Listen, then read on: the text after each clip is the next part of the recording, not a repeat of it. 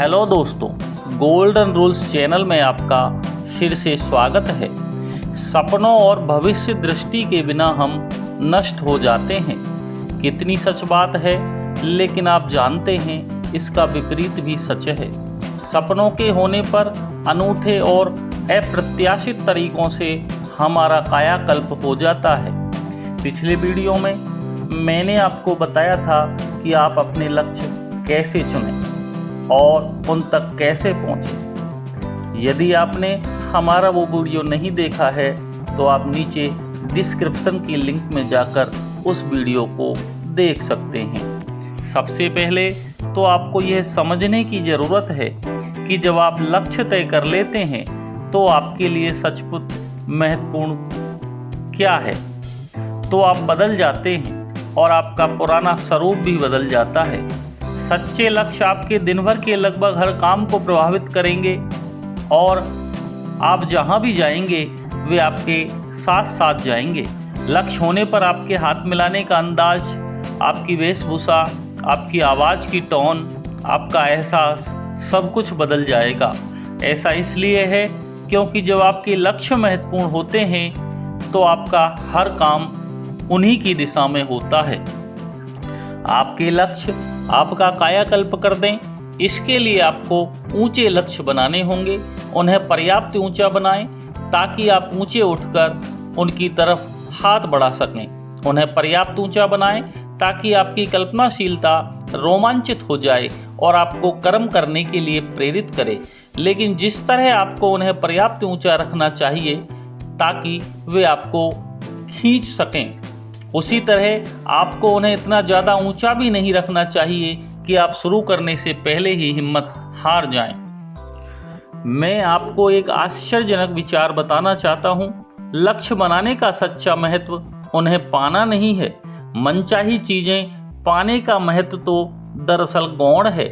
लक्ष्य बनाने का प्रमुख कारण तो खुद को वैसा व्यक्ति बनने के लिए मजबूर करना है जो उन्हें हासिल कर सकता है। मैं इसे स्पष्ट कर देता हूँ। मिलीनियर बनने में आपको सबसे बड़ा लाभ क्या लगता है? Millionaire dollar? मुझे ऐसा नहीं लगता। नहीं, सबसे बड़ा लाभ तो वे योग्यताएं, ज्ञान, अनुशासन और नेतृत्व गुण है जो आप इतने ऊंचे स्तर पर पहुंचने के लिए विकसित करेंगे। महत्वपूर्ण तो वह अनुभव है जो आप रणनीतियों की योजना बनाने और उन्हें विकसित करने में हासिल करेंगे। महत्वपूर्ण तो आपके द्वारा विकसित आंतरिक शक्ति है ताकि आपके पास $1 मिलियन आकर्षित करने के लिए पर्याप्त साहस, समर्पण और इच्छा शक्ति रहे।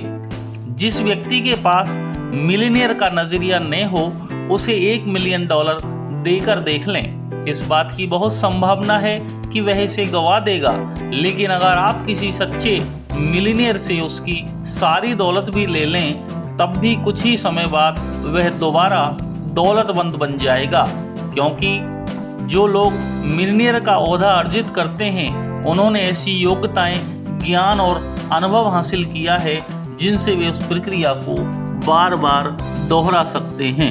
जैसा कि आप देख सकते हैं, मिलियनियर बनने में सबसे कम महत्वपूर्ण चीज़ दौलत होती है।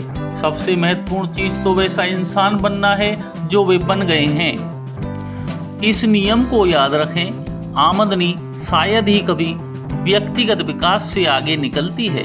इसलिए हम सभी को खुद की लगातार जांच पड़ताल करते रहना चाहिए। मैं अक्सर अपनी ज़िंदगी की ओर देखकर पूछता हूँ, मैं ये चीज़ पाना चाहता हूँ, लेकिन क्या मैं उस तरह का व्यक्ति बनना चाहता हूँ जिसे यह मिल सके? अगर मैं बहुत ज़्यादा आलसी हूँ, अगर मैं सीखने, पढ़ने, अध्ययन करने और विकास करने का इच्छुक नहीं हूँ, अगर मैं व्यक्ति बनने का इच्छुक नहीं हूँ जो मुझे हासिल करने के लिए बनना ही होगा, तो फिर मैं अपनी मनचाही चीज़ हासिल करने की उम्मीद नहीं कर सकता। जब भी मेरे सामने विकल्प होता है तो मुझे ये फैसला करना होता है कि या तो मैं खुद को बदलूं या फिर मैं अपनी इच्छाओं को बदलूं।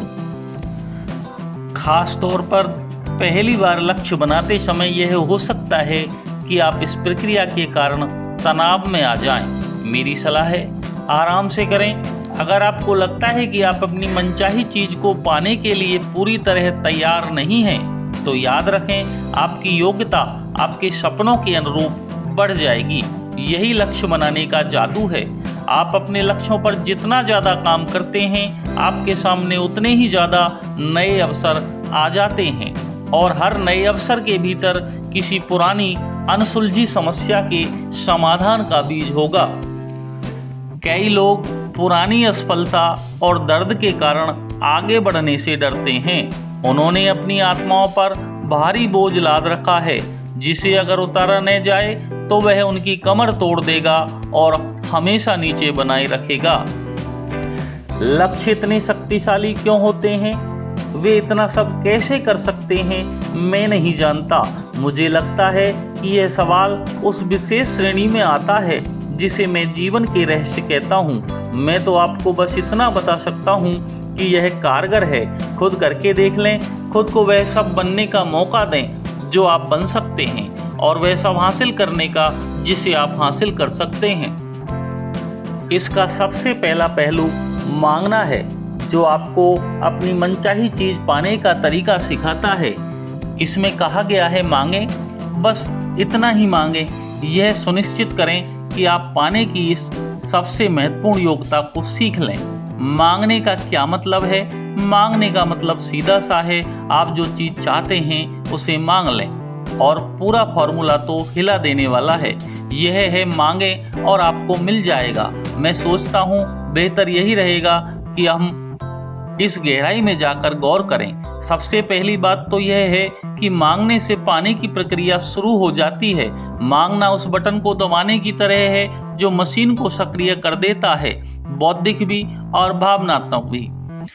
ऐसी बहुत सी चीजें हैं जो बहुत अच्छी तरह काम करती हैं, भले ही हम उनके पीछे की कार्यविधि को नहीं समझते हैं। बस उनका प्रयोग करें। जड़ों का अध्ययन करने के चक्कर में कुछ लोग कभी शुरू ही नहीं कर पाए, और फिर ऐसे लोग भी थे जिन्होंने जड़ों का अध्ययन करते समय फल उठाने का विकल्प भी चुना। यह सब इस बात पर निर्भर करता है कि आप किस सिरे से शुरू करना चाहते हैं। मेरी सलाह है कि आप मांगना शुरू कर दें। दूसरी बात है पाना। पाना इस फार्मूले का दूसरा हिस्सा है। इसमें कोई समस्या नहीं है। आपको पाने पर काम करने की जरूरत नहीं है, यह अपने आप हो जाता है। अगर पाना मुश्किल नहीं है तो फिर समस्या क्या है? समस्या यह है कि हम मांग ही नहीं पाते हैं। तीसरी बात, पाना महासागर की तरह है, वहाँ अथाह है।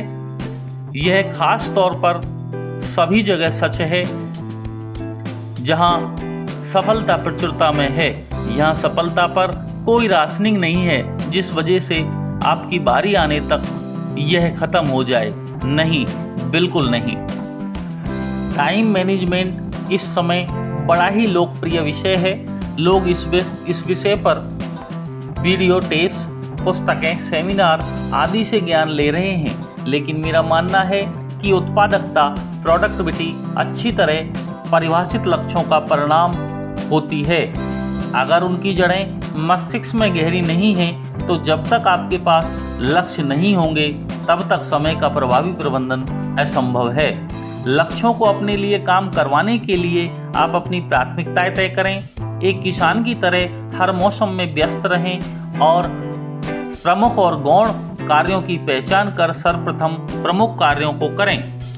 अपने समय और धन का उपयोग अच्छे कार्यों और गतिविधियों में करें और पूरी एकाग्रता के साथ अपने लक्ष्यों से काम करवाएं। जो भी काम करें पूरे ध्यान से करें, तनावों से दूर रहें, प्राकृतिक वातावरण में घूमें, मस्तिष्क को तैरने दें। यह आपके लिए अच्छा है। अंत में लेखक ये संदेश देते हैं कि एक विचारणीय बिंदु यह है कि कर्म की सबसे समझदारी भरी योजना के बावजूद हर किसी को मनचाही चीज न भी मिले, लेकिन यह हमारे प्रयास और आस्था पर निर्भर है। आप इन तरीकों को 90 दिन आजमा कर देखें कि आप कितना कुछ हासिल कर सकते हैं। दोस्तों, अगर आपको ये वीडियो अच्छा लगा तो इसे शेयर और लाइक करें और हमारे चैनल को सब्सक्राइब करें। धन्यवाद।